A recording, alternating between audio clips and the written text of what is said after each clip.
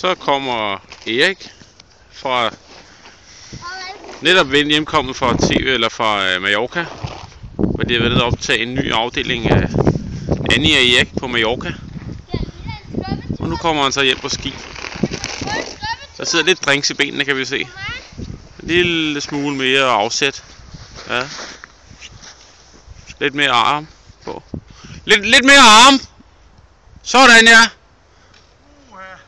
Og så få lidt mere glide på. Ja. Indover og indover. Og man kører lige forbi. Man kan ikke bremse mere. Solbrand.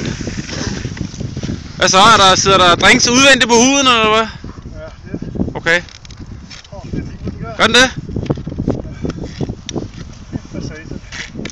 Hvordan er der at komme hjem fra Mallorca? Det er ikke så fedt.